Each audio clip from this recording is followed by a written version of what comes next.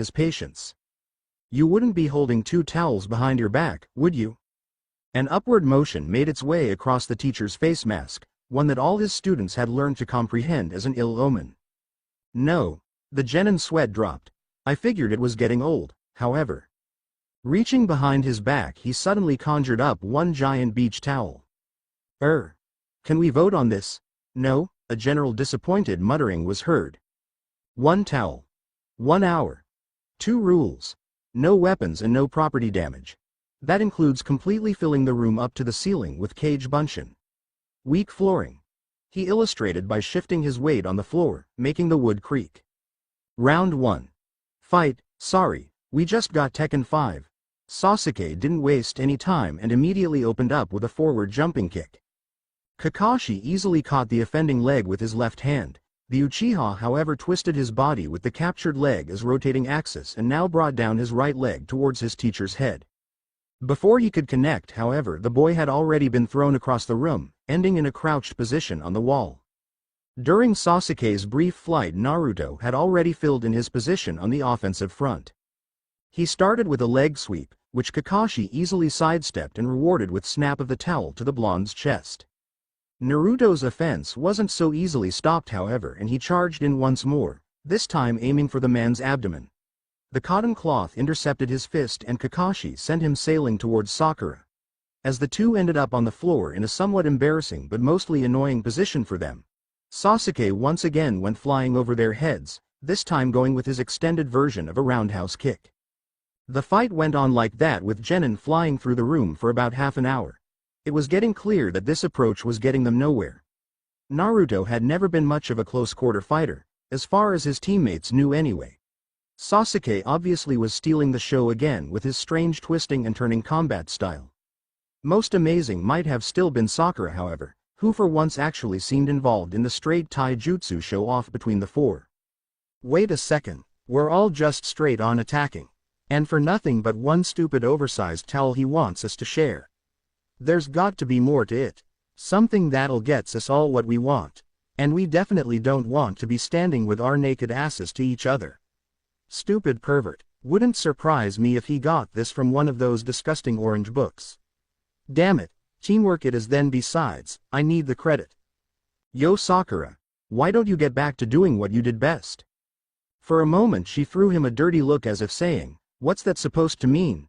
But when he suddenly changed his appearance into hers, she nodded her head in understanding. "Sasuke-kun. You look so great sticking to the walls," he now said, utterly disgusted with himself. The raven-haired boy just nodded, performed henge and now approached their teacher in a more vertical manner. Kakashi looked unfazed as he was attacked by a sudden horde of half-naked overly pink girls. 2 jumped at him from the side. A simple fast wave from the towel revealed they were bunchen. There were still 5 others though. The one in the back had to be Sakura. He figured the angriest looking one on the wall to be Sasuke. That just left Naruto. A wide arcing kick as a response to the joint triple attack the combined Sakuras in front of him revealed the left one to be the only solid one. As he came to a halt colliding with the door and the smoke of the dispelled henge, there was a grin visible on his face. "What are you smiling about, Naruto? Game over, Kakashi-sensei." A sudden orange streak moved across the room, from Kakashi's right into Naruto's hand. Cage bunchen hiding in the regular bunchen. "Ki, please." He held out his other hand, as he waved with Icha Paradise 5. "Make out mountaineering." The Junin quickly patted his left rear pocket to confirm Naruto was actually holding the real deal. When he found nothing, he was quick to give in to the genin's demands. Sure, just don't damage it. Here," he said hurriedly, throwing him the key to the dressing room. "Now, put it gently on the floor and walk away slowly." "Sorry sensei, but you know I have to try it out first," he grinned, getting up and turning to face the door. The rest of the team swore he was moving so slowly they could actually see time fly by. Most of them didn't mind though. When the click of lock meeting key was finally heard and Naruto was reassured, Kakashi suddenly moved so fast the blonde didn't even notice his bargaining chip escaped his hand until he turned around and saw the two reunited in a tight embrace. Leaving the disturbing scene behind him for what it was, he opened the door and called for the owner to bring them 3 extra towels. When all 4 members of Team 7 finally made it into the hot spring, Kakashi, however, still wasn't wearing his most worry-free face. Now, will one of you tell me why my subordinates recklessly attack each other outside sparring matches? None of the 3 seemed eager to answer. Naruto knew he hadn't handled the situation the politically correct way, but since when did anybody on Team 7 care about that? Sakura realized that saying you wish one teammate was dead to another one wasn't exactly the smartest thing to do. Sasuke, on the other hand, only worried about how this would affect his chances at getting in the Chunin exam. He needed to get in. He had to make Chunin. He was already behind his brother. No one's talking, huh? Fine. I guess I can always make you guys walk home in that towel. And then we'll have the next month and a half to work on teamwork while the rest of the genin take the exam. That also means that there will be more than enough D-rank missions for us to go around. For the next 6 months. No. We can't have that. I need to get into the Chunin exam now. You're not fucking me over after all that training, Kakashi. Shouldn't have said anything about that death wish shit earlier to him. Okay. Naruto started, seeing there was no help from his teammates. Haruno opened her big mouth. Something incredibly stupid flew out and I overreacted. So, Sakura, what was it exactly that escaped your mouth? It doesn't matter, and I don't want to hear it again. Surely Naruto, if there is a problem in the team, especially this close to the exam, I should be aware. It's not a problem. It won't jeopardize teamwork. I think we showed that just now. Actually, I saw very little team spirit back in there. Nani? Naruto questioned his teacher's judgment. Sakura should have never had to take her clothes off in front of us in the first place. Then what about treating Kunoichi as complete equals? How about treating this one as a teammate who you have to keep into account? I sure as hell didn't hear her complain. Besides, I figured this was another one of your strange, twisted and perverted team-building exercises, Naruto explained himself, hoping to divert the attention long enough to cash in their exam entrance tickets. Kakashi, in truth, was just stressed out from dealing with his idiotic, shallow and selfish genin team. He could actually use the minimum 6-day vacation. Naruto and Sasuke seemed capable enough to survive the first 2 parts of the exam. Sakura. She could hold them back a little, but maybe that was necessary. Otherwise the other 2 would probably rush into any opponent without thinking. And if the experience didn't kill them, it would only bring them out stronger. They'd need to be strong. If Orochimaru were indeed to attack soon, they would need to be as strong as they could. The snake would probably bring some friends. Maybe the sands. Things had become pretty unstable in the desert with the Daiwamo cutting their budget. Or the newly erected sound. But the Junin doubted such a small, newly erected village would dare face the might of Konoha. Anyway, the exam was as good an opportunity as any to gauge his team's strength. Besides, he might as well give them home advantage while he could. Things had been exciting for a while there, but now Naruto was able to relax. Admittedly, he had been a little surprised when Kakashi finally decided he'd allow him to participate in the Chunin exam. Walking through the village, he suddenly found himself being followed by a strange rectangle-shaped rock with 2 holes in it. Konohamaru, what have I told you about that disguise? I swear if you use that thing again, I'm not gonna play with you anymore. A large explosion went off on the street and 3 coughing little kids appeared. Cough, KOF, sorry leader. Still too much gunpowder. Udon emerged from the smoke. Leader, will you still play ninja with us now? Moegi pleaded, her face still black as a coal. I don't know. I should be training for Chunin exam and you guys didn't do what I asked. Nay, Naruto, you're in the Chunin exam now, Konohamaru shouted. Hell yeah, I'm so gonna beat you to becoming Hokage now, Konohamaru. No way. I'll become Hokage way before you'll even make Junin. Oh yeah. Yeah. Then show me what you got, kids, the blonde grinned, initiating their little playtime. Naruto rarely had any playtime when he was their age. Spending time with the Konohamaru Corps was his little way of catching up. Hey, playing ninja. Who knows how much better he had been able to do at the academy if he just had someone to play such a stupid, little game with. Half an hour into their recreation, Konohamaru suddenly bumped into someone. A guy in a black jumpsuit, wearing face paint, violently pulled him up by his collar. You little runt, watch where you're going. Sorry, it was an accident. Maybe I should give you a little accident of your own, so it won't happen again. Hey! Get your hands off that kid, huh? Why should I do such a thing, Leaf Nin? Naruto sighed as if in disappointment. You just had to ask, huh? Oh well, Konohamaru, go easy on him. Remember, he's a guest here. The little academy student had a look of panic and disbelief on him. Was his leader just gonna idly stand by and watch as he was gonna get beaten up by this Sand Nin? Then for an instant it seemed as if something shifted when the scared genin suddenly grinned. Like a cat, Konohamaru twisted his body so that his feet came within kicking distance to the man's face. The Sand Nin reacted, however, pulling his face back and dropping the arm in which he held the little kid. This was exactly what the boy had been counting on, as now he was getting propelled to arm's reach of the guy's family heirlooms. Hitting the man square in the jackpot, he managed to get free of his assaulter and ran towards Naruto's side.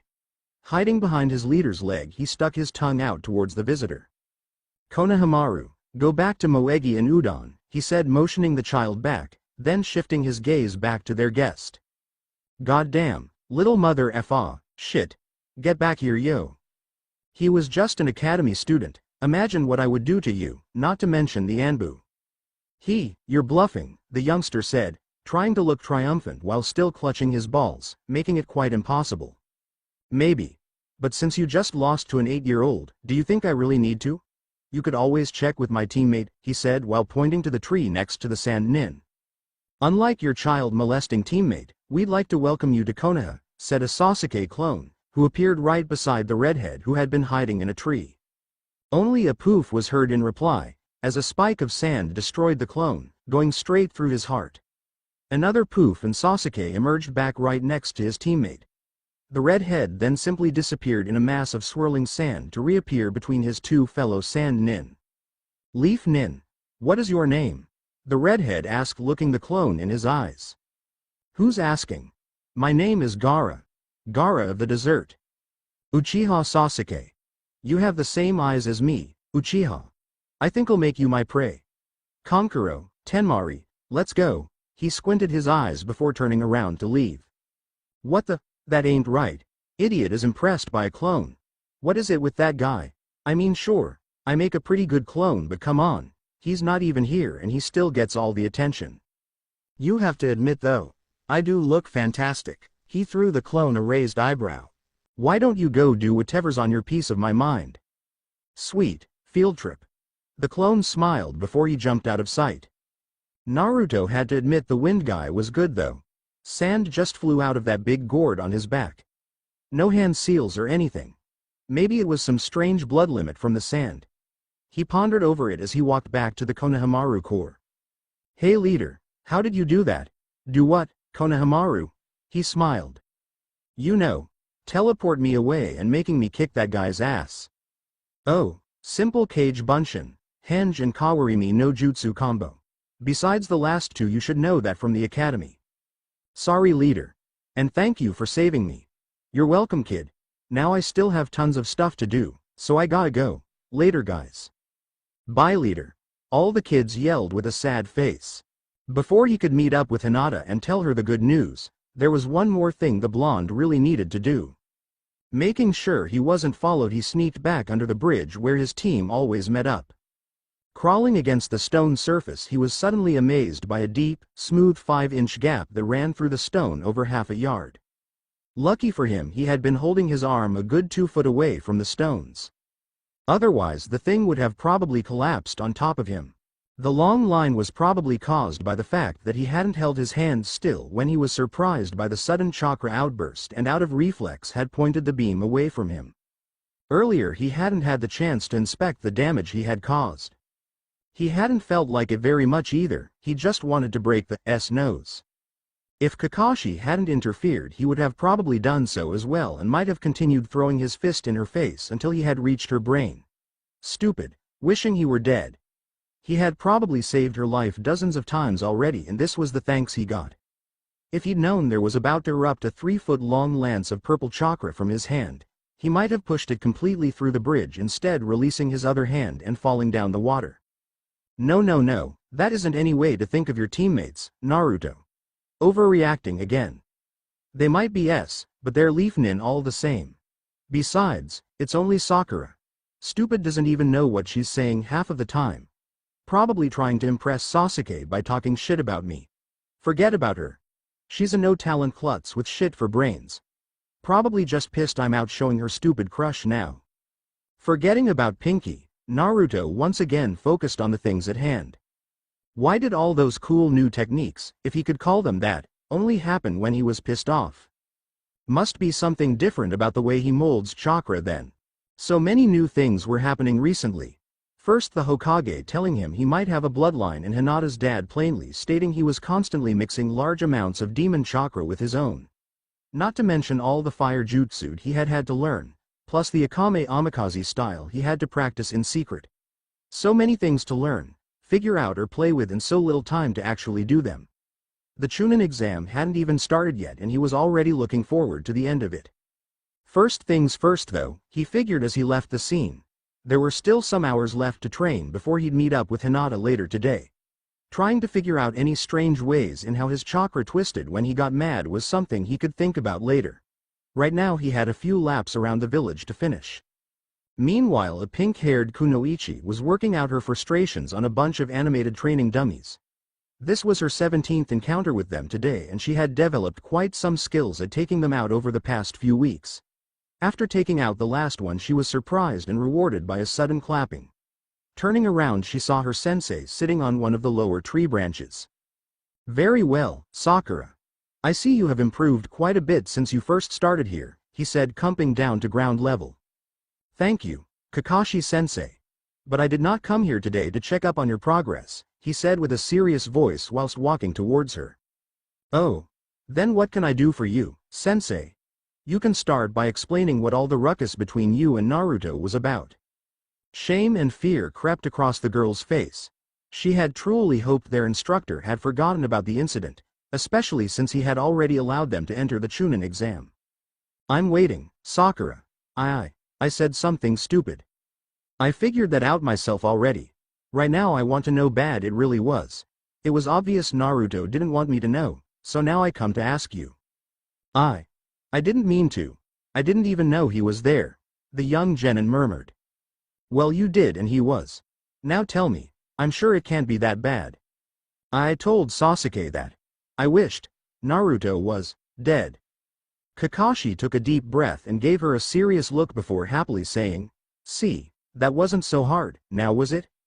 She just stood there, surprise written all over her face. Demo, Kakashi. "Sakura, people say stupid things all the time.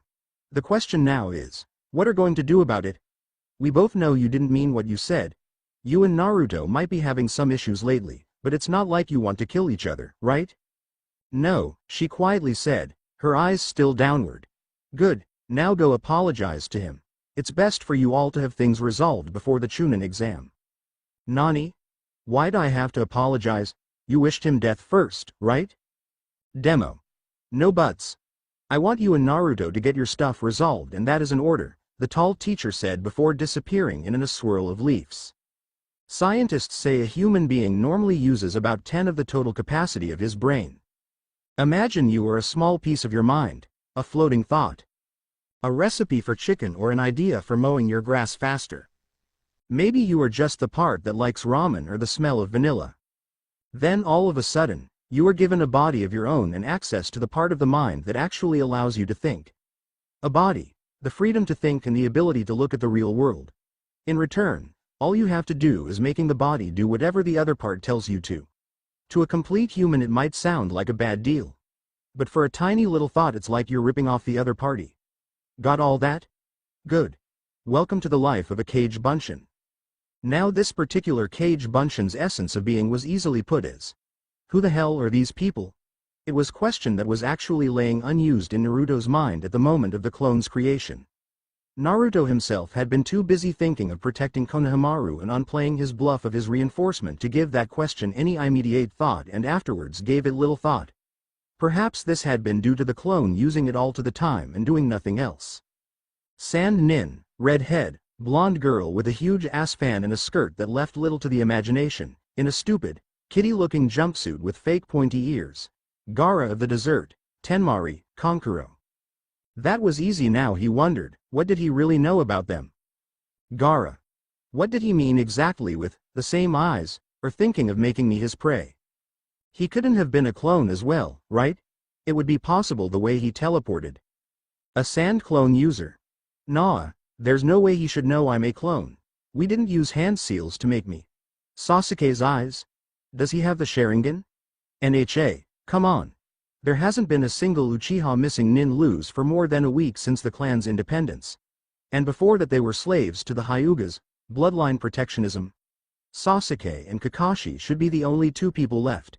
Unless there's someone else like Kakashi. But then it should be active all the time, right? For a moment the clone went on a sidetrack, thinking why there weren't any other people like Kakashi. There must have been a lot of eyes available right after the Uchiha massacre. You'd think at least someone must have figured not to let them all go to waste. So eliminating the thought that they were auctioned off to the highest bidder or that Gaara carried a collection of bloodline body parts in that gourd, he still knew nothing about the trio that could be useful. Seeing his self-proclaimed possible hunter leave, he decided it might be best to stalk the party for a while. After all, prey is best off knowing its predator. That way it can prevent getting caught by its tactics and ending up as fertilizer. Using his knowledge of the surrounding to his advantage, he took to the trees and disappeared in the canopy. As the clone followed the group of sand nin, jumping from tree to tree as a squirrel, walking around as a dog, or hopping rooftops in cat form, something that had been nagging at him suddenly clicked. For being foreign to the village, the trio knew its way around pretty good. Sometimes one or two of them would awe in front of a local monument or architectural building, but never was there any doubt in their next turn. Right now they were heading in the direction of the stadium. Once they reached it, the three quickly made their way to the top, walking on the walls of the building. The Bunchen stayed on their blind side before doing the same and closed in to hearing range, posing as a street cat. So, this is where it will all begin? Kankuro asked rhetorically. Gaara, will you be all right? The redhead didn't say anything at first. Then there was a twitch in his eye and he held his hand up to the kanji on his forehead. Yes. Please be careful, Gaara. Once you transform, your shield will be deactivated. He'll be fine. Once he transforms, nothing can stop Gaara. Leaf won't even know what hit him. Shield, transform, unstoppable. They make him sound like he's more than just an average genin. Maybe their own version of Sasuke. No wonder he was so interested in me, especially if their main targets will be Leaf Nins. They seem to know more about the exam than us as well. Might be Kakashi's fault. We should ask Hinata what she knows later. Suddenly the wind shifted and in another whirl of sand a Wind Country Junin appeared beside the team. The left half of his face was half covered by a loose cloth or bandage that hung down from behind his forehead protector. Gaara, Tenmari, Kankuro. What are you three doing here? You should know better than to draw such attention to yourselves. We thought it useful to get a better understanding of the surroundings, so be prepared as best as possible when. Watch your mouth, Tenmari. Besides the cage, there might not be a single Leaf Nin that can pose a threat to Gaara, but the Anbu of the Leaf do not lack in stealth. One wrong word and everything might be compromised. Hinata and Naruto had been training furiously for the past hour. Ever since Naruto had let her in on the new taijutsu style he wanted to practice with her, he didn't put up with Hinata holding anything back. He had not told her all the details of the style, like its name or the fact that he was copying it from his teammate, but she knew he wanted to keep it a secret until the Chunin exams, especially from his teammates. So she now fought Naruto with her Byakugan constantly activated to watch out for spectators. This was both beneficial to her stamina, chakra control and her skills with the family heritage. Though it limited the use of her skills in taijutsu due to the inability to give him her full attention. Naruto himself wasn't slacking off either. At every moment during their sparring he had a minimum of 8 clones actively guarding and patrolling their practice area, while another 2 observed both combatants, anxiously making notes in 2 small red books. The one observing Hinata had the more difficult task of analyzing and understanding the Juken style while taking note of any possible errors in the blue-haired girl's personal use of the style. This way both parties got something out of the deal. While the other clone that observed Naruto had a little different job. He and his creator were in constant, telepathic, contact. The clone going over a list of moves and combinations Naruto was to execute while simultaneously writing down and telling him of any flaws in his execution. Despite both combatants' invisible strains of mental activity, any possible observer would be impressed by the genin's techniques and acrobatic movements. Suddenly the Hyuga heiress' eyes caught something a few dozen yards behind the tree line. Naruto. I know, he winked, dropping his stance and smoothly returning to his old street fighting style. It is one of your teammates, shouldn't you say something to her? Hinata asked between breaths as she launched into a combination of punches, kicks and a sweep that got her crush hitting the ground very unceremoniously. She suppressed a small giggle as she knew he was faking the sudden weakness and pulling it all off very convincingly. We had a little disagreement this morning, he avoided the answer, flipping to his feet. Things might get ugly if she comes. I'd prefer to avoid the trouble if possible. Since when do you try to stay out of trouble? She teased right before striking his left shoulder and closing off one of his tenketsu. Oh. And since when did you get so feisty? The blonde whined with a laugh to suppress the pain. The girl just smiled. A few days ago she was finally getting able to hide her blushing to an extent, but the little red shade that did get through to her cheeks now gave her a somewhat naughty look. Naruto, Hinata, a pink-haired kunoichi approached them from behind the trees. Hello Sakura, Hinata smiled. Haruno, it was more a sigh than a greeting from the blonde. Naruto. Can we talk? He eyed the girl for a second before answering. Sure. Poking Hinata in her side he winked. Hey, this ain't over yet. I'll see you in a minute, before hopping off into the trees. Halting on a thick nearby branch he turned towards his teammate, Talk. Naruto, I'm sorry, did you mean it? He asked, eyes like cold blue steel. Of course I mean it. I meant, did you mean it when you said you sometimes wish I was dead? The only emotion that was hearable in his voice was the fact that he was trying not to shout. Or are you still trying to impress Sasuke by talking me down? No you're not. Well, good for you, I guess. He didn't hide his surprise but didn't lose any of his confidence as he leaned relaxed back to the tree trunk. Maybe I was. Sigh Naruto, I'm sorry, I didn't mean what I said, I was just. You were just being you. Yeah okay, maybe I overreacted. Naruto. You think we can just, get back to normal to each other? No, the answer came quick, flat and short. I know what normal you mean, and you should have realized a long time ago I didn't particularly like that treatment. Sakura didn't answer. She had realized her treatment towards her teammate hadn't always been very just. That didn't mean she liked apologizing to this new Naruto, however. It wasn't like he was being very friendly himself. The blonde let out another deep breath before answering. Whatever, let's just enter the Chunin exam with a clean slate, we'll see how we get along afterwards. His teammate considered this for a moment before agreeing to the terms and being back on her way, leaving him and Hinata alone once again. Meanwhile a single Kage Bunshin was experiencing feelings of annoyance, amusement and intrigue concerning a certain sand nin. Already several flower pots had met their demise when they had fallen from a second-story window and crashed onto a shield of sand. At a certain point during its quest the clone had impersonated two young children on kunai practice, only to have the wooden, blunt projectiles intercepted and returned at full speed. Only their clever, clumsy-looking reaction had saved him and his partner from exposing themselves then. Yet it was worth it just to know that Gaara's shield wasn't just a defense. Something else that bothered him was the fact that the shield seemed to respond to threats autonomously. Very strange indeed. A technique that's so advanced would require a huge constant amount of chakra even if it was a bloodline, yet the clone couldn't detect him using any at all. Only one thing was certain, this guy definitely wasn't a regular genin. The three had met up at their usual meeting spot before jointly going over to the Chunin exam. When they reached the second floor Naruto just wanted to continue to the third, but stopped and turned when he noticed his teammates taking a different direction. He figured Sasuke wanted to check out the competition. He wondered why so many Leaf Genin were here. Naruto knew the building like the back of his hand from his days as a student and a prankster. Even if some teams graduated a few years earlier, the nearby one with a Hyuga should surely know this was not room 321. For a moment he wondered whether the blank-eyed boy could be Neji, Hinata's cousin. Naruto couldn't be sure, the Hyuga were a big clan after all. Now dismiss this genjutsu. Sakura, you must have noticed first. You were the most observant one of us.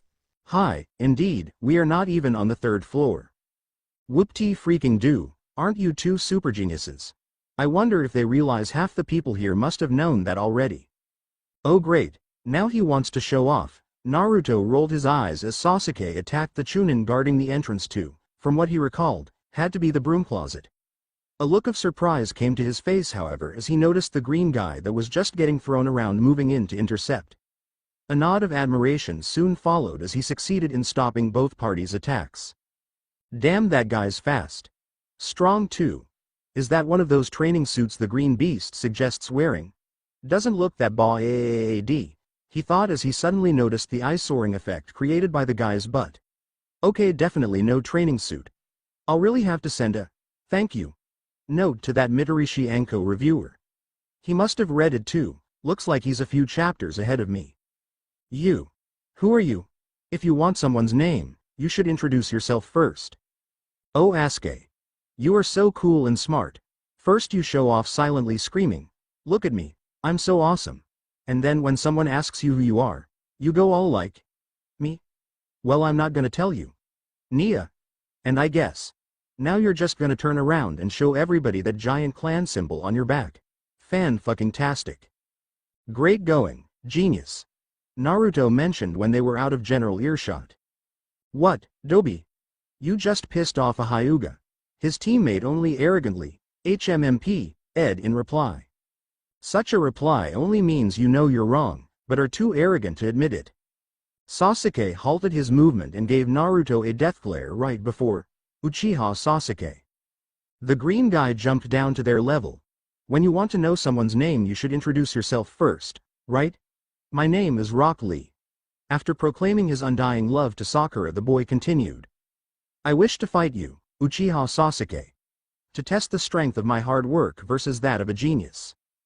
Don't hurt yourself, genius, Naruto said when the Uchiha couldn't resist the challenge. The fight lasted about 20 seconds before Sasuke was sent flying and followed up by Lee, who seemed to be pressing his finger to the other's spine.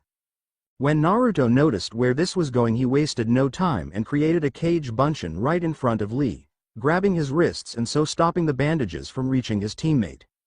Since the clone was created in mid-air and hadn't been jumping, the two immediately were pulled down by gravity. One of the bandages however seemed to have been pinned down to the wall by a paper windmill. From Naruto's viewpoint this had been visible just a few seconds sooner and so the clone had ample time to prepare using Lee's body to cushion their impact with the wall. Releasing his grip on the boy's left wrist he moved his hand to Lee's ear, painfully pulling the sensory organ. Don't damage my teammates before the start of the exam. The clone yelled before vanishing into smoke. Lee immediately pulled loose and ran to apologize to the windmill-throwing turtle, only to be suddenly punched in the head by a future version of himself? And then seconds later the two were seen hugging in front of a beach at sunset.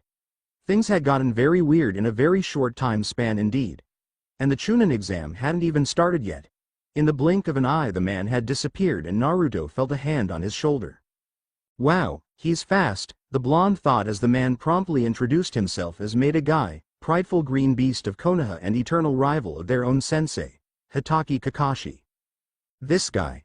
He's the green beast. Fast. Strong no doubt. He just sounds and looks weird. This room is clearly suffering from an overdose of spandex and eyebrows. And he says he's on the same level as Kakashi. Maybe I underestimated my sensei. Guy must be wearing at least 500 pounds per leg, might have a few hundreds on his arms too by the looks of it. This guy is a monster. Looks like he's a pretty decent teacher as well, Naruto thought as he threw another glance at Lee. You must be Uzumaki Naruto. Pretty impressive intercepting my Lee-kun from hurting your teammate. I see the flames of youth are burning brightly in you. Thank you, sir. And I must say I am pretty impressed by your teaching abilities as well. Your young, flaming apprentice is clearly proof of those. Ho ho. For a student of my eternal rival to speak so highly of me is a great honor. Lee is indeed my most prized student. Sakura could no longer withstand all the weirdness and quietly whispered to Sasuke, oh no, he's being social again. Let's just leave now before anybody sees us with them. Sasuke couldn't agree more, though the reason was more because of his pride than popularity concerns. He just couldn't believe he almost lost to one of these idiots. And the guts of Naruto to interfere in one of his fights, to make it look as if he, Uchiha Sasuke, needed saving. When Naruto noticed his teammates trying to sneak off, he waited till they were about to round the corner before yelling, "Hey, wait up you guys," and throwing the green beast a "I'll be right back" signal. Instead of going after them, however, he silently created a cage Bunshin and sent to follow his teammates. "My apologies for the deception, Maid-sama," he said when they were out of hearing range, "but you see, I have a rivalry as well. With your eternal rival's prized pupil, Uchiha Sasuke. Ha! So now you come to me, the prideful green beast, to seek help in techniques to defeat yet another Sharingan user. I'm sorry Uzumaki-san, but I am afraid it would be wrong to interfere in your sensei's training schedule." Demo, Guy Sensei, you already are, Naruto grinned as he pulled up his pants showing Guy his own weight set. His weren't the typical weight bands Guy and Lee wore, but consisted of 2 kunai holders that were adjusted to be worn at the ankles.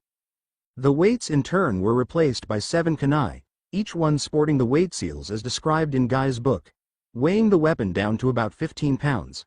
Also, it was your own prized student that just now clearly won against him using his superior speed. So now he will increase his own speed training, which forces me to further increase my own. I implore you, Maida Gai-sama, help me in overcoming an obstacle that was created by your own prized pupil. Tears shot to the man's eyes as he went on in a monologue about the irony of fate as it had made him cross paths with his rival's less favored student. In the end he knelt down on a single knee and embraced Naruto in one of his bear hugs. Naruto suddenly finding himself on the same white sanded beach he saw Guy and Lee in, this time with a red sun setting in the dark sea behind him. "Very well, Naruto-kun. I give in to your plea for my help. Lee-kun, come over here." "Hi, Guy-sensei," the boy saluted, drying his own tears. "Undo your weights and hand them to Naruto." "Hi," he said, immediately removing his weights from underneath his leg warmers and offering them to his fellow genin. Upon receiving them, however, Naruto's hands immediately shot to the ground, over-encumbered by the sheer weight of the objects. "Now Naruto-kun, I see you have been experimenting with the weight sealing techniques I used in my book, so I'm sure you are familiar with the workings of these bands. Each little container here increases whatever weight you put in it tenfold, right? Hi, as you can see, Lee used 30 containers per leg, each carrying half a pound. Demo, sensei. What about my training? You Lee-kun, will have the honor of wearing the proud green beast of Konoha's very own weight bands," Guy proclaimed, undoing his own leaf green weights. "But you must know that I train at a much higher level, so be sure to remove at least 2 rows of weights." The Junin threw his own training weights casually in his student's direction. When Lee caught one in each hand, he was immediately thrown backwards and on the floor, following the path of the weights. When the dust cleared, a faint, but enthusiastic "Thank you, Guy-sensei," was heard. Naruto had meanwhile removed the top row of his sets and deactivated the seals of his 200 pounds of kunais. "Thank you, Guy-sensei, but as you can see, I was perfectly capable of creating my own weights. Is there no other way than such constant muscle-intensive training to gain faster speeds?" "Naruto, you break the green beast's heart. Already, so soon in your path of being a passionate student of mine, are you trying to slack off?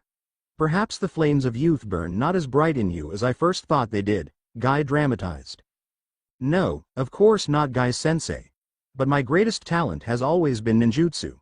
A field which I have been neglecting too much recently in favor of your own specialities. I simply want to check for different methods that might better suit my needs." "Ha, for an opponent who bears the Sharingan, there are no other ways, Naruto.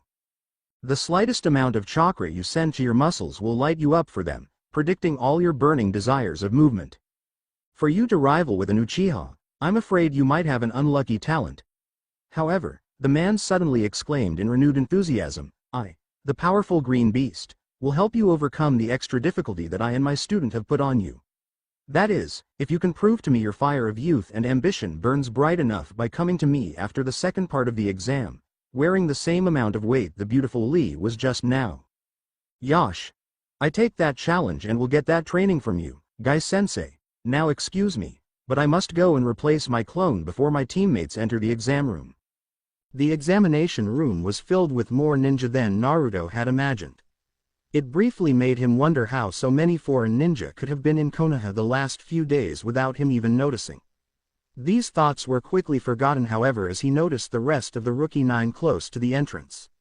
But where was Sasuke-kun? Ino, who had successfully snuck up behind the 3, suddenly exclaimed before grabbing the ever-popular Uchiha in a fangirl stranglehold. Naruto immediately steered clear from the inevitable girl fight that was about to erupt and just headed for the rest of his former classmates. Ahaya Hinata-chan, hi guys, he greeted cheerfully. Hi Naruto-kun. The others just greeted him with his name or a nod. Uzumaki, Shino suddenly called out to him, immediately getting the other 5 rookies' attention, for if the ever-silent youngster actually made the effort to speak, it would definitely be worth it. It appears I must thank you on behalf of my team for being a more competent teacher than you were a student. What are you talking about, Shino? Shino just threw a glance in Hinata's direction. Who? Hinata and me just spar together. It's not like I've taught her anything she didn't already know, it was more a question than a statement. For a moment the bug user just stared at Naruto through the ink-black sunglasses he always wore. The complete lack of visible facial expressions made it near impossible to say what the heir to the Aburame clan could be pondering on. Perhaps I was mistaken. The two continued to stare each other down for a couple more seconds before Naruto and the rest of the rookies burst out laughing. It wasn't long before they all entered in conversation, seemingly forgetting the rest of the room's occupants. That was, until an older leaf nin with gray hair, sporting glasses interrupted them. You guys are rookies just out of the academy, right? Screaming like schoolgirls, geez, this isn't a picnic. Seeing as all the young genin just stared at him questioningly, the young man just continued speaking, a friendly smile constantly plastered on his face. I'm Kabuto, but instead of that, look behind you, those guys are from the Hidden Rain, they have short tempers, everyone is nervous about the exam. Quiet down before you cause a scene. Well, I can't blame you, you guys remind me of how I used to be. So you have taken the exam before? Is this your second time? Actually, this is the 4th year I'm participating, so that would make it my 7th time. Kabuto scratched the back of his head in embarrassment. Anyway, here let me share some info with you guys. He pulled out his nin info cards. After illustrating the workings of the cards with the information he had on Sasuke, he asked if they had any questions concerning any other genin. What about Rock Lee? Sasuke asked, trying to sound as nonchalant as possible. Rock Lee. Here he is. Rock Lee, student of Maida Guy, didn't used to be anything special till last year.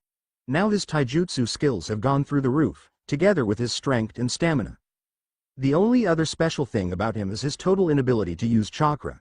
Anybody else you want to know about? You have anything on foreign genin? Naruto asked. Who do you have in mind, Naruto-kun? Gaara of the desert. Let's see. Wow, I don't have a whole lot of info on this kid, but his mission history is impressive enough. 15 C ranks and 4 B ranks. That's pretty amazing for a genin. The only other data I have is that from each and every mission he has returned without a single scratch. Naruto pondered over this for a few seconds, playing with thoughts about Gaara's shield of sand. It was odd, Kabuto knew his mission history and how the boy never seemed harmed upon his return, but there was nothing on the card concerning his abilities. And why on earth did Kabuto act surprised when he read the card? Had he not written down the information himself? So you know nothing about any transformation techniques or a bloodline? For a moment Kabuto seemed to look surprised, but before any genin was able to notice it he had already masked his face again with a smile. No, but if you know anything I'd be interested to hear about it. Seeing as there was no reply from Naruto, the older genin continued. Let's see, Uzumaki Naruto. A crapload of D missions, 15 Cs and 1 A, nothing we didn't know before from your teammate. No noticeable talents in gen or taijutsu, huge chakra capacity, but little control, though the word about the last crop harvesting mission you pulled does suggest otherwise. Hey, do you actually know any combat techniques besides Kage Bunshin? His smile hadn't changed, but the motion of his eyebrows showed he had meant nothing good by the comment.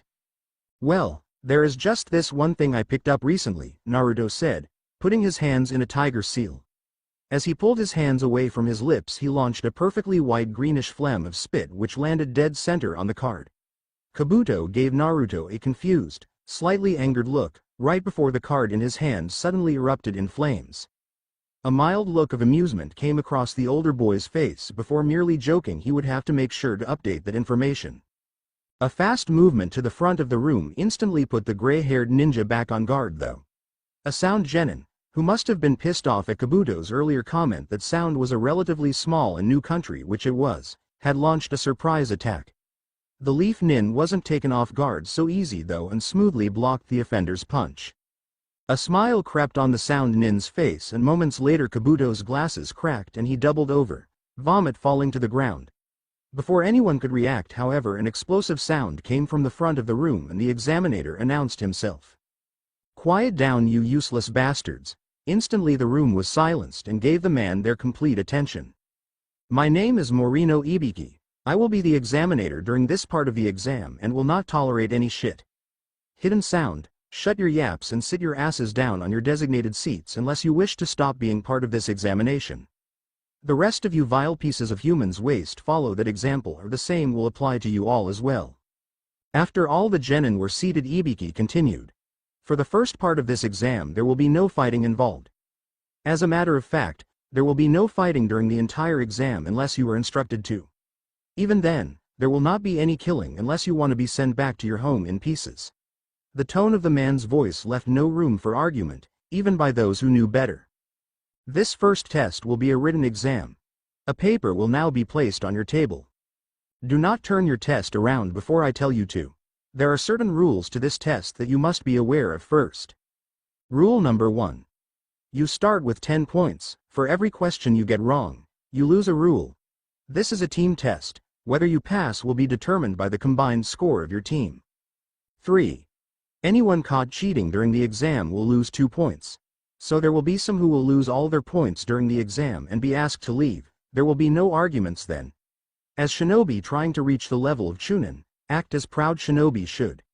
And the final rule, those that lose all their initial points and those that fail to answer any questions correctly will be failed immediately along with their 2 teammates. There will be a final question handed out at the 45-minute mark and the exam will last an hour. Begin." Once Naruto had turned around his quiz paper and started reading the questions, there were a lot of thoughts going through his mind. Most, however, came down to the same general thing. What the fuck? How and why would anybody even know all this? He pained his brain on the questions. The moments he actually wished he had paid more attention in the academy were few, but yet here was one. After about 3 minutes of fruitlessly trying to remember any formula to determine the total possible targets one could hit when standing on top of a 60-foot tree with a 15-foot diameter, he decided he needed to calm down and relax his mind. There were too many distractions right now, so in an effort to clear his head he did what he recently learned seemed to work wonders for situations like these. "Kage Bunshin no Jutsu," he whispered in his mind. There was no visible result for any onlookers, until suddenly his orange jacket seemed to sprout 4 bulges that started moving across his chest. Sliding down the zipper a little orange head immediately popped out from below. A small orange guinea pig had suddenly crawled out of his vest and jumped down to the desk. Naruto ignored it and threw himself back at the questions. 42, 42, 42 what? What are you talking about? 42 targets. What the? How do you know? It says so on Hinata's paper. You cheated. He threw the little critter an upset, questioning glance. I was bored and I'm a hamster, who cares what I'm looking at anyway? You're a guinea pig and you could have gotten us failed. Meh, just could have lost us 2 points at most. Besides, I'm a part of your mind, you would have asked me to sooner or later. Any observer who could have watched the pair would be amused by the unspoken discussion between the two.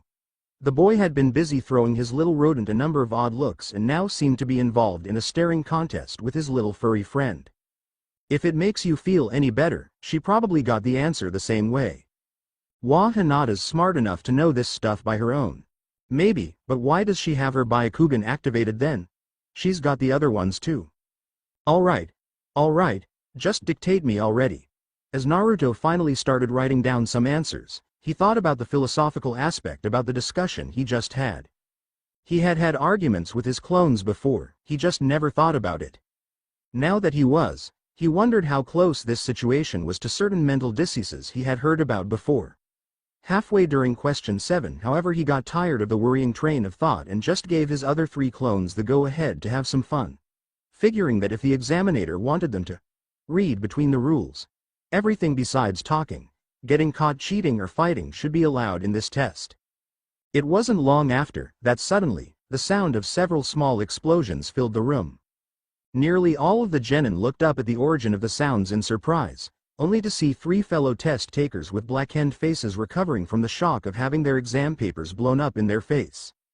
Only moments later, several genin were disqualified for screaming out in horror and frustration as they noticed huge ink spots smeared all over their answers.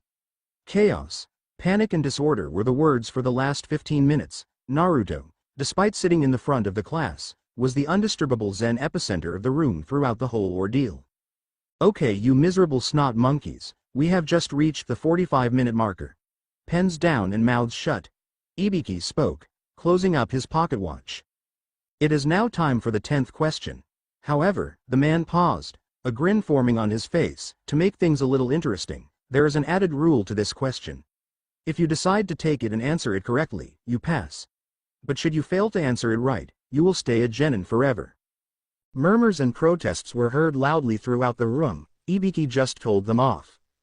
It was his exam, giving him total and complete freedom of the rules. Naruto didn't buy it. As a prankster, he had long ago read all the way through Konoha's lawbook. It had been a punishment from Iruka for the time he had smeared in the faculty toilet seats with tiger balsam. He hated the punishment at first, but didn't mind much later as it gave him tons of inspiration for breaking all the unwritten laws the book didn't contain. Plus it gave him a pretty good picture of the worst that could happen if things didn't work out the right way. Demotion, or the denial of any future promotion, was a pretty severe sentence that only the Hokage or the council could make. Now you actually show some book smarts? Shut up. The blonde could only imagine how nerve-wreaking the proposition the examinator had made was to those who didn't know as he saw 5 more teams leave through the front door. After 5 more minutes though, it was getting old and apparently either Naruto or one of his clones had gotten bored. Another loud boom echoed through the classroom and everyone turned their attention to Gaara. The redhead just sat there, motionlessly, arms crossed, looking at Ibiki as if nothing was going on, but the black smoke coming from beneath his chair suggested otherwise. Promptly 2 more teams quit. After they left, Ibiki had a satisfied smirk on his face. Now, for the final question. Genin frowned their eyebrows and squeezed their pens in anticipation. You all pass. Naruto didn't listen to the man's explanation. He was too busy analyzing his rival's hunter's defenses. None of the 3 clones that had been intently watching the final explosive note go off had noticed any sign of the spontaneous shield of sand the young redhead possessed. When the smoke cleared, the clone who had placed the note could confirm there was a hole the size of a fist in the chair. Through it, Gaara's black pants were visible. A small portion of it was apparently singed away in the blast, giving the clone a good look of the sand nin's right ass cheek. From down below on the ground, the clone was witness to what must have been an anatomical mystery. Instead of just one, Gaara seemed to possess multiple butt cracks, as in his buttocks was covered with little cracks like the ones you can find on broken ceramic objects. Seconds later, however, they were gone. Whatever damage that had been done seemed repaired, and to the naked eye there didn't seem to be anything out of the ordinary about the redhead's hiney. It all just kept adding up to the mystery that was Gaara. Meanwhile, some crazy female Junin had entered the room, smashing through the 3rd-story window and introduced herself as Mitarashi Anko. The blonde threw another look at Lee. God, I definitely need to thank that woman. 1 hour to prepare. Go home. Pack your things for 5 days of survival in Area 44, better known as the Forest of Death. Maybe say goodbye to your loved ones for the very last time. Report back here and get ready for the extremely hostile environment that awaits you. Anko made it all sound so simple. Simple, yet totally horrifying. Packing had been the easy part. Naruto had foreseen the possibility of a survival test of several days and now only had to readjust the quantity of his supplies to the length of the assignment. He had stopped buying in explosive notes, so those weren't an issue. After he had gotten acquainted with the process of creating sealed tags through one of Guy's excellent tutorials, he had gotten an instant interest in the subject. As a kid, he had always loved the little paper notes that exploded, spewed out huge amounts of black smoke, or sounded alarms when somebody passed by. The downside on them though being the price most shopkeepers dared charge for them. When he finally made genin, he was allowed to buy them at the Konoha Shinobi Armory, which offered everything a ninja could need at fair prices. The bloody things still cost bundles of ryu though. Making them yourself, however, was dirt cheap. The only thing you required was a piece of sticky paper, the so-called ninja post-it notes, some ink, a pencil and a medium chakra capacity with some good control. Total cost: 1/50th of what they charged anywhere. Once again, the semi-public shinobi library of Konoha had supplied him with everything the aspiring young blonde could have hoped for. This time it had come in the form of Student of the Seals, Part 1. Kazumo had recommended it on the part that it had been written by Sandaime Hokage himself back when he was a chunin. It was the first of a series of 5, a series which was apparently so complete that no more great works concerning the subject had been made after the final book was published. Despite all the praise the librarian gave to the series, the first book was the only one Naruto was allowed to borrow. Kazumo himself just had access up to the second one in the series. He had only heard how truly amazing the things were listed in Book 4 through murmurs of the special Junin among the staff. So far the principle to create his notes was simple. You had the main part of the seal, describing the effect you wanted, and then there was the activation part. Several other things could be added as well. Stuff like delays, longevity, range and all kinds of other stuff that would fit the creator's needs. Needless to say that the Konoha Fire Department personnel had nearly all gotten a heart attack the day Naruto had finally mastered the timer principle in conjunction with the smoke seal. Getting back on subject, we see our hero back in his apartment packing an extra set of kunai, another roll of steel wire and a small sleeping bag. He took a look at his rations and deftly decided that the 2 cups of instant ramen wouldn't last him any longer than dinner later on tonight. Realizing there was no way for him to take enough meals with him to last him through the rest, his eyes fell on instinct. The only question was, how was he gonna fit that in his small pack? Scene break. Back at Area 44, Jesus Naruto, can't you just act normal for once? What are you talking about, Kiba? That thing you've got hanging tied behind your backpack. You mean my 14-inch durable non-stick, carbon steel wok and lid with natural wooden knob? Naruto asked with a salesman's voice. The Inuzuka just frowned and stared at him for a second. Yes. What about it? It looks big, heavy and bothersome. The lazy voice of Shikamaru came from behind him. Meh, could have done worse. Yeah, he could have brought 50 cups of instant ramen, the dog user exclaimed. See. By the way, Shikamaru, it looks like Choji wants you to carry something. Naruto smiled while nodding his head in the direction behind the Nara to the oncoming Akamichi. Shikamaru just sighed and muttered something about troublesome, before turning around to greet his teammate, who promptly put a 10-pound cooling box in his hands. Hi Naruto-kun, Hinata greeted, positioning herself between him and her teammate. Hinata-chan. Hey, you guys are packing awfully light, the still orange-clad Genin noticed. Still, since he had been getting growth spurts a few weeks ago. Apparently good nutrition caused by different food other than ramen and breakfast cereal could have those effects. Not to mention the more rigorous and somewhat coordinated training his body had underwent the last months, making him more buffed. Naruto now would have actually looked somewhat impressive to his former classmates had it not been for his now too small and uncomfortable-looking jumpsuit made him come over even more clownish than he had before. We're a recon team. So Kurenai-sensei has trained us to fend for ourselves in the wild. Kiba and Akamaru are excellent hunters and Shino also has great survival abilities. Hey, then this should be a piece of cake for you guys. You betcha. It'll be like a camping trip where we get to beat up people, and with our team's extended senses we'll be able to avoid or track down anyone we want. Kiba sounded a little too enthusiastic. Speaking of which, now that we're all here, Naruto looking at everybody in the Rookie 9 that had assembled together, I take it you're all gonna steer clear from Gaara, that redhead from the sand? Looks between the members of each team were exchanged, and aside from Kiba and Sasuke, there weren't a lot of positive faces among them. Hey, what's the matter, Naruto? Afraid of a little Sandman? The dog user teased.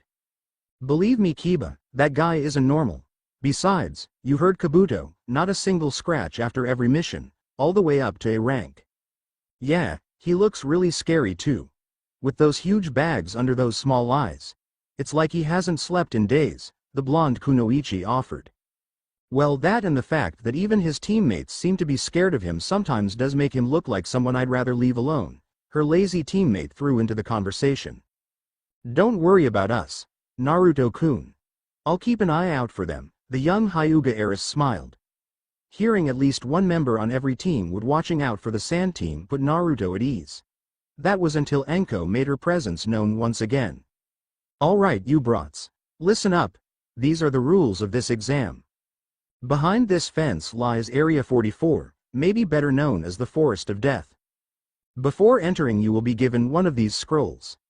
The object of this test is to get its matching opposite from another team. Only then may you proceed to the tower in the middle of the forest. There is a 5-day limit to this exam. Any team trying to enter the tower after that will find themselves before closed doors. Each team will separately collect its scroll in that tent, after all the members hand in one of these consent forms. What are those for? A nervous Rain Genin asked. Simple. The forms state that you are partaking in this test willingly and that whatever might happen to you during the second exam will not under the responsibility of Konoha. In other words, this is the part is where people will start getting killed. The paper is so that we can get away with it, the full-busted Anbu grinned. Are there any other questions? Yes. Just one. Is there any good game in there? I'm starving already, a young blonde among the participants asked, a foxy grin plastered on his face. Anko simply responded with her own grin and flicking her kunai right past the kid's left cheek. The throw had looked nonchalant, but appeared not to lack in any precision. A thin line of blood trickled down Naruto's face, revealing the blade indeed had sliced through his skin, despite the genin's lack of reaction. I thought hunting down each other would have been game enough for you brats. Anko suddenly appeared behind him, holding a kunai near his throat. Besides, in this forest, most of the animals will most likely be trying to eat you, she then whispered in Naruto's ear, still loud enough for those around to hear, before licking the fine line of blood from his cheek. Today had been a fine day for Sarutobi Hokage. True, the Chunin exam did always bring a greater number of Anbu security reports due to the large number of foreign ninja inside the village, but since today the first and second tests started, a large number of them was already back on their way home, and from the other teams only the Junin leaders needed to be monitored. So far, there was nothing out of the ordinary going on. Finishing the last of the paperwork, he reached for his hat, ready to leave until suddenly he heard a lustful laughing. I take it you have noticed the new hot baths on the west banks, Jiraiya? The third asked in the direction of the open window. No answer. Jiraiya? Only silence resounded, except for the occasional girlish giggle. Jiraiya. The laughter immediately stopped and turned into the sound of wooden sandals colliding with the stone roof. ERHM. You called Sarutobi-sensei? I called you well over a month ago. I had hoped my message would interested you more than this. Jiraiya. The third sounded disappointed. In Jiraiya or in himself seemed unclear to his former student. Gomen. There were some activities in a certain organization that required my personal attention. I'll give you my final report on that first thing tomorrow. Now I would like to hear what you meant when you wrote me. Well, that's kind of why I called for you, my old student. Since you never told me that much about it and it's not exactly on record here, I can't be sure what we're dealing with.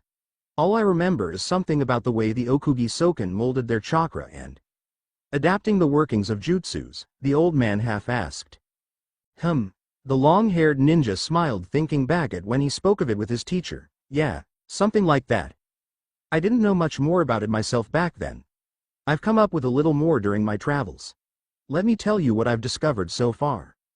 The Okugi Soken, or secret creators, also known as Lords of the Hidden Purpose, was a bloodline that should have appeared in history about 800 years ago, lasted about 7 generations and then totally disappeared. In short, they must have been ninjutsu masters. Ancient mission reports from Wind Country that have been made public, because historical values and doubtful content talk about a clan somewhere between Fire and Stone Country that didn't use hand seals. Grass documents of the same time period, talking about the same area, report about the same. They also mention that when they did use seals they seemed to produce different effects than the grass knew those sets of seals should. What exactly do you mean by that? Well, you have to keep in mind that we're talking about more than 500 years ago. Ninjutsu was only at the start of its development. But a basic principle is already clear. Every technique has a unique set of seals. So since there was a limited number of jutsus in the world and it was likely most people all knew the same basic jutsus, theirs often just acted different. A concrete example I've come across was a battle about 600 years ago where one of them was able to fend off his attackers with custom versions of a water clone. Apparently he managed to make them consist out of boiling water, acid and his own urine. The Sannin somewhat mumbled at the end. Interesting, the Hokage said, raising his eyebrow and leaning his chin on his thumbs. So what can you tell me now? There is someone in the village who might fit this description. Recently he has been showing quite some promise in the field of ninjutsu. He can perform several techniques without the use of seals and has developed his own version of Kage Bunshin. Junin then Anybody I know? Barely, Sarutobi smiled, but I think you should know him well. With that he opened the drawer in his desk and slid it over Naruto's file. Jiraiya picked it up and read. For a long time he said nothing, then suddenly he whispered, "Demon." They had been jumping through the treetops for several minutes now. When they eventually came back at ground level, Sasuke came to a halt. Naruto immediately headed for the bushes. "Where you going?" Sasuke asked. "Gotta release the sea monster." "Shouldn't we stick together?" "Sasuke? You just want to catch me with my pants down," the blonde answered in his place before vanishing from view. Mere moments later Naruto found out that she wasn't the only one with that particular desire. His hand hadn't even made it all the way to his zipper before the woodland creature-shaped clone he had created seconds earlier noticed movement behind him. Not taking any unnecessary risks, he immediately replaced himself with another clone which went on about his business. Instants later Naruto saw the hidden rain nin jump into action. Noticing how the offender never seemed to have planned to give him the chance to fight back, Naruto had no problem getting down and dirty himself. Right before the genin made his move to knock him out from th rear, the clone made a backflip right over the enemy ninja. Landing on the opponent's shoulders, it was easy to bring him off balance by exerting enough force on his legs for another jump. This maneuver effectively sent the offender face down into the puddle of Kage Bunshin no urine. It might have been because of his mask and rebreather that the rain nin wasn't totally grossed out, but the fact remained the guy wasn't just gonna lay still and take the beating. Rolling over to a stand and turning to face his apparently not-so-helpless victim, he drew a kunai but was surprised once again when less than a second later his own throat was held at knife point. "Drop it," the orange-clad boy in front of him said. Some extra pressure applied to his neck made sure he didn't need to be told twice. Only a muttered, "Unlucky," was heard before the weapon fell to the ground with a thud. "Good. Now hold real still." Naruto's hand moved like lightning. Releasing his own kunai, he immediately pulled back his right hand and delivered a devastating blow to the back of the guy's head. This sent him flying to his clone, which made sure that he was out cold by slamming his knee into the genin's forehead protector with enough force to dispel himself. Naruto himself had meanwhile caught his own weapon before it had hit the ground and now walked over to the unconscious form of the rain nin. I always wanted one of these," he said, taking off the fallen enemy's rebreather. Going through the rest of the young man's belongings, taking whatever he found useful, he was disappointed not to find a scroll on him. "Damn it, what's taking the dobi so long?" were the thoughts of a black-haired Uchiha. "Sasuke, should we go check up on Naru?" The girl's question was interrupted as suddenly a ninja in a beige outfit appeared between them. Sasuke's combat reflexes immediately kicked in, drawing a kunai and 3 shuriken between his fingers, while Sakura just hastily jumped out of harm's way. A look of incomprehension crept on their faces, however, when they saw their assailant just collapsed in on himself and his hands appeared to be bound behind his back with some steel wire. Looking back to the place where the ninja had originated from, they both saw Naruto coming out of the bushes with a face that showed he wasn't happy about something. "Naruto, what was that good for? You scared the hell out of us," Sakura complained. "Good. That guy was a lot sneakier just a minute ago. So if an unconscious opponent scares you already, you better realize now just how serious this test is," he answered as he stepped out of the bushes. "Scroll?" Sasuke asked in his emotionless voice. "Nha, go that way," he pointed. "I've got a clone searching his trail. I'll catch up in a minute." "What are you going to?" Sakura stopped herself from finishing her sentence when she heard a familiar zipping sound. "I still have to pee," the genin grinned. His teammates just shuddered and went on to find his clone. When the 3 genin were once again reunited, Naruto sported a look of relief on his face. His teammates decided against asking him about it. "So we're just going to follow his trail and hope it leads back to his teammates?" Sakura asked. Pretty much, unless we find a trail of 2 other people first. Then we might be a little early at their rendezvous point and be able to give them a proper welcome. A few minutes later they had their goal in sight. 2 lone rain nin about 60 feet apart hiding in the treetops. Mitarashi Anko, special Junin of the Hidden Leaf Village Konoha, was looking bored.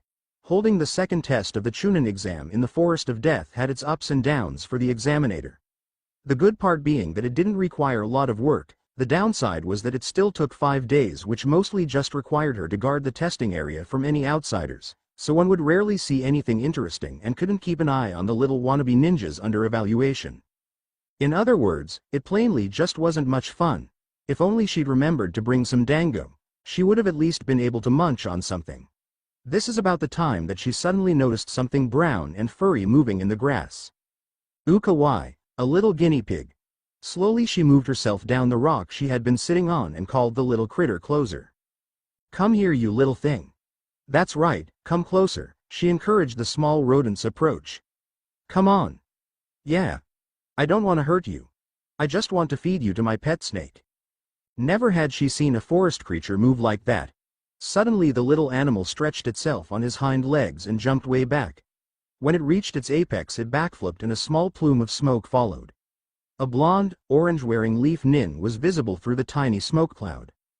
"I don't think I would be very nutritious." Not showing any sign of surprise, the brunette just said, "You know, leaving the test area before the end of the exam gets you disqualified."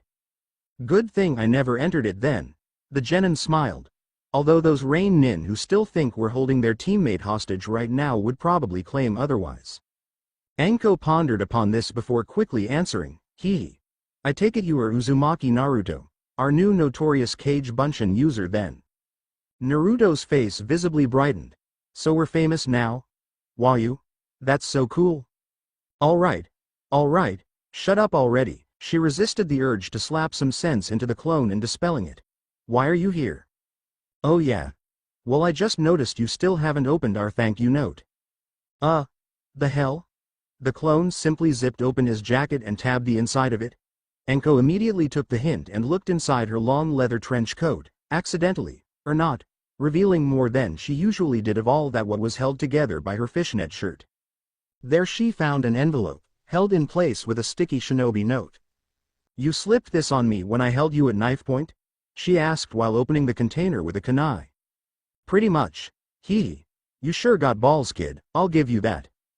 "Dear Miss Mitarashi, I would like to take this opportunity to thank you for writing your review of Maeda Guy's book. Super excellent speed training. Meeting the author and his student Rock Lee have made me realize you prevented me from making the mistake of my life, and I cannot leave a debt unpaid. Therefore I'd like to present you with these free meal coupons from Ichiraku Ramen. Please say hello to the old man and his daughter for me if you use them.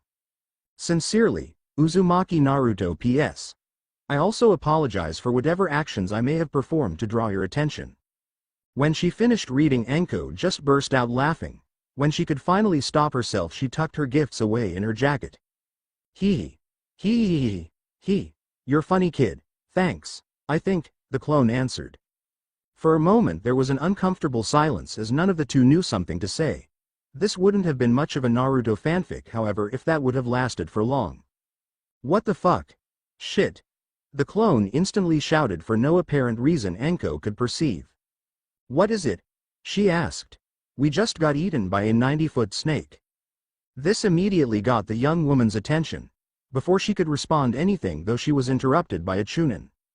"Come now, Jiraiya. I remember you being wiser than to call Naruto a demon." The Hokage sounded somewhat angry and disappointed. No, not like that. Demons. During my research on the Okugi Soken, I happened upon an old document concerning demons.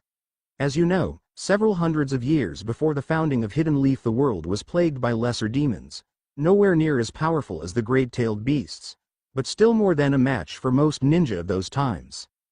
What I found out was that every clan, village or settlement had their own ways of dealing with the hard-to-kill outsiders. There are reports of people who used some sort of chakra-absorbing weapons which sucked up their demonic essence. Some of them effectively became the legendary items we know now. Others managed to trap the fiends into rooms and seal off all the exits. Sometimes enough damage of an opposing element would already do. And one single clan was rumored to seal them into human beings. Now what I read was that last particular method was supposed to always kill the person used as the container. I see. You're thinking these two might be one and the same clan? Could be. The place and time frame of the first match the seconds. There might have been people who survived the fusion, or the Doji Shibu no Suitai, as they called it, whose children might have been given somewhat of a resistance to the process, which could have resulted in the bloodline. Or they might have improved their sealing technique, giving the same result. There's a wide range of possibilities. All I really know now is, about 500 years ago the Demon Wars ended and 30 years later the Keshi clan disappears from history, taking their enormous variety of jutsus with them. The third Hokage of the Hidden Leaf kept his emotions about the subject hidden. He was about to reply and ask if the legendary Toad Ninja had any suggestions in what steps to take next when there was a sudden knock on the door. One of Anko's assistants for the exam quickly approached the two older men with a nervous look on his face. Hokage-sama. Jiraiya-sama. He bowed in respect. There is something you must see near Area 44. We found the bodies of a team from Grass Country. From the way they were mutilated, Anko suspects Orochimaru has infiltrated the Chunin exam. Both men's reaction was instantaneous and seconds later they were already halfway their destination. Naruto was still sulking over the results of his plan. It had all gone off smoothly. First he had Sasuke draw them both out into an open clearing. Once they entered it they both spotted him, holding a kunai to their bound and gagged teammate's throat. Just for good measure he had created another 5 copies of himself and his hostage. Sakura had been keeping herself in the background, checking for any possible genjutsus the two might use. Since negotiations didn't go very smooth, the blonde had already executed his prisoner 3 times before they finally tossed their scroll over to a lone Naruto. After confirming it was the real deal, the Leaf Trio instantly all left. All but a single spiky-haired kid that continued holding a blade to the masked Rain Nin. It was only 3 minutes later that the other 2 genin discovered that these two as well were nothing but clones. The one who was transformed into their teammate, however, was friendly enough to tell them their last member was still alive and even escorted them to the place where Naruto had left him. The other clone took off on his own, never to be heard from again. Yeah, everything went off without a hitch, except for one thing. It was the wrong bloody scroll. Both he and Sasuke now carried their own Heaven Scroll and were currently discussing their next step of action. And I say we just head to that damn tower already. Baka. We still need an Earth Scroll before we can enter the tower. Yeah, and where do you suggest we get one of those? The central tower is the only place everyone knows about, so everybody else will be Goua. This was about the time our hero got separated from his team by a powerful wind attack that sent him right into the mouth of a giant serpent half a mile away. What the fuck? Shit. Suddenly only darkness and warm, slimy gross stuff surrounded Naruto as he was trapped inside the stomach of a giant constrictor snake. He felt himself slowly being pushed further down the reptile's digestive system. Needless to say, this experience did not put the genin in a good mood. This sucks. I am not going to die as a stupid snake snack. The next moment 8 cage bunshin surrounded him on all sides, stretching themselves out as much as possible, giving Naruto some room to operate. Getting up he started flaring his chakra drill. On, off, faster and faster he activated his personal technique. This better work now, the thought as he started to increase the amount of chakra and the speed of the rotation. All of a sudden a bright blue light was illuminating the cavern-like place that was the predator's gut. Just like before, it was accompanied by a deafening screech, like thousands of nails scratching over a giant blackboard. Hell yeah, now die. You vile, cold-blooded, limbless, scaled piece of shit, he shouted, but couldn't hear himself over the technique. Wasting no further time, he quickly moved his arm in a circular motion vertically across the serpents and sides. Barely a second later both sides seemed to dislodge from each other, but before there was a lot of noticeable change the entire animal had already disappeared in a cloud of smoke. Amidst it all stood a heavy-breathing Naruto, clenching his fist in pain. Opening his hand to inspect it, he noticed it was covered in chakra burns. That's odd, the genin heaved. Last time, it was bigger, purple, and it didn't hurt so fucking much, he uttered between breaths. Deciding to file this information for later use, he took off his backpack and bandaged his hand before heading back to his team. Sasuke wasn't faring too well against this new opponent. He had already activated his Sharingan and was still only barely able to keep up with this opponent. The man's taijutsu level was way above his own, as he felt his assailant was still holding back. Ninjutsu proved equally useless. For fuck's sake, I just tied him to a 3 and his him straight in the face with a Karyu Enden. And he's laughing. Even if this guy isn't just a genin, that attack should have turned him to ash. He had already given up his scroll and wasted most of his chakra. On top of that, the grass nin. Let's make that the now self-proclaimed sound nin seemed invulnerable. So saying things weren't looking good for Team 7 was a bit of an understatement. Kukuku. Sasuke-kun. Didn't I tell you, you are my prey? And prey should always be running, trying to get away and not thinking of anything else. But perhaps I have not truly shown you what kind of predator you are dealing with now. With that, the attacker took his kunai and sliced through the skin of his thumb. About 5 seals later, the man was standing on the head of a giant snake. Instantly the spirit of the prey entered Sasuke. He dodged the initial attack and proceeded to Sakura's location, grabbing her by the arm and getting the hell away from the giant anaconda. Alas, even flight seemed to be to no avail. Only 5 minutes later, the young Uchiha had only succeeded in exhausting himself, while the gargantuan was still hot on their trail. Then finally Sakura's foot got stuck between some tree branches. The raven-haired boy desperately tried to pull her loose, but the giant snake head descended down upon them within seconds. Instantly the lives of both genin flashed briefly before their eyes until suddenly all they could see was smoke. "You two pussies all right?" One of the dozen or so Narutos grinned at them while holding back the enormous beast.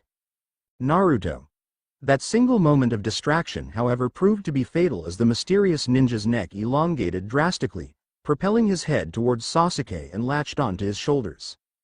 The pain rushed over the black-eyed boy instantly and a scream was heard throughout the forest right before he slumped down on the branch.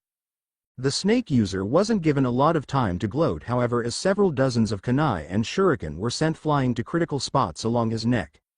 The ninja's head immediately retreated back to the safety of the rest of his body, making several acrobatic twists and turns, but not without having sustained a variety of minor cuts and scratches all over his throat. Insignificant little worm. I should kill you for that," he spat out at Naruto while bringing his hand to his neck. "What did you do to Sasuke-kun?" a hysterical Sakura shouted. "I gave him a little parting gift.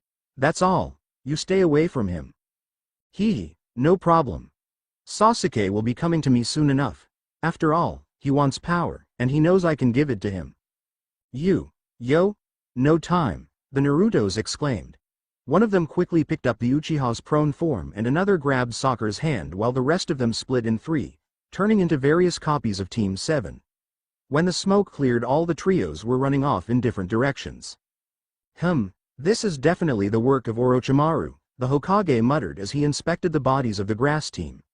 The skin of their faces had been peeled off, no doubt to be used as part of his disguise. Yes, but why would he interfere in a genin exam? The Toad Sannin wondered. Perhaps it has something to do with one of our more prestigious candidates. The Kazukage's son is partaking this year. Mitarashi-san believes it has something to do with one of Team 7's members. Why is that Biru-san? The old man asked the Chunin. She was talking to a Kage Bunshin of one of the participants earlier. Apparently the clone complained about his creator being eaten by a giant snake. The clone is guiding her to the team's position as we speak, sir. Sarutobi. Should we cancel the exam? The old man thought for a minute.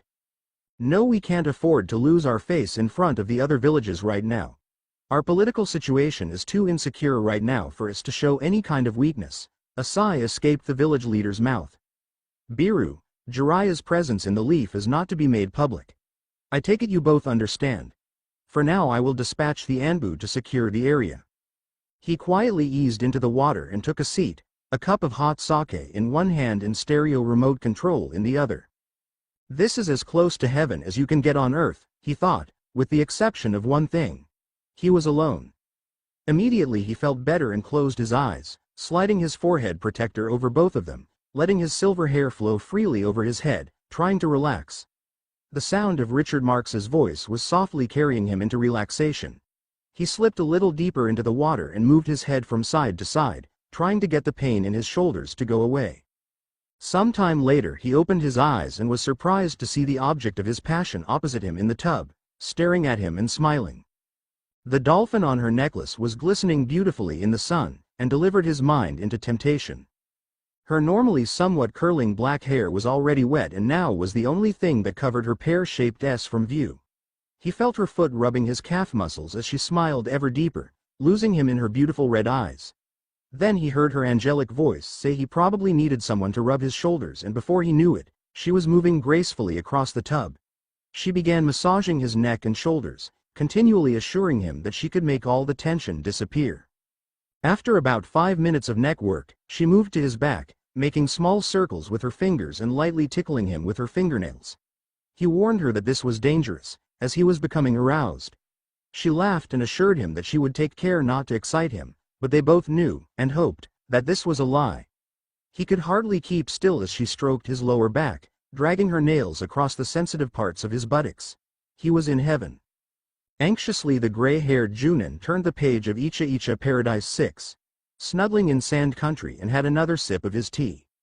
He would enjoy the next 5 days as much as he possibly could. For the first time in 6 months he had an entire week to himself without the constant nagging of those 3 little idiots. He often thought to himself he should have never passed them. They were a lousy team and technically he should have failed them. However, as the sole Sharingan user in the village, training Sasuke was the least he could do to honor Obito. Besides, the kid had enormous potential and was ready on all other personal levels. If only he'd brighten up every once in a while. Naruto used to have that effect on him, but lately. What was he doing? Even now that they were nowhere around, they were whining in his mind. He physically shook the mental picture out of his head and scanned the page to where he had stopped. Anko-san, we caught up with our team and have escaped from the snake bastard. However, Sasuke has been bitten. He's unconscious and we're carrying him right now. He bit him? Does he have any strange markings on that place now? A few seconds later the small clone on her shoulder frowned his face. He's got some kind of seal. Looks like 3 commas circling each other. Kinda like a mastered Sharingan without the inner iris. Shit. We're too late then. What do you mean? He's already been given Orochimaru's Heaven Curse seal. He will be able to manipulate your teammate now. Manipulate how? I don't have time for 21 questions now, kid. Do you have any idea on Orochimaru's position?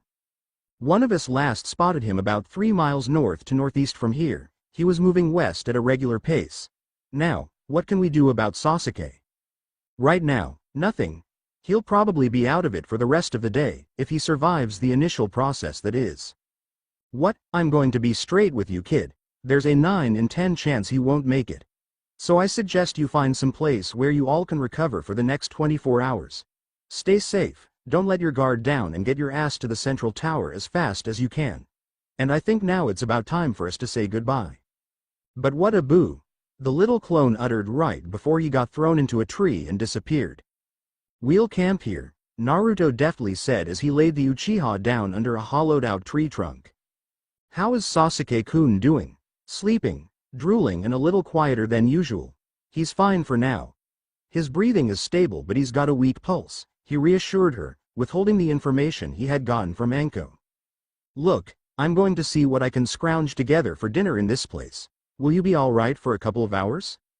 There was no answer from the pink-haired Kunoichi. She looked shocked at the occurrence, her breathing was hard and she was staring at some point in space, on the verge of breaking out in tears. Sakura! Sakura! Hey Pinky! He finally shouted. There was no time for this crap right now. They had to set up a safety perimeter, cover their tracks, and generally hide everything that could betray their presence. I asked you if you were gonna be alright for a couple hours. Oh. I'll be fine, Naruto.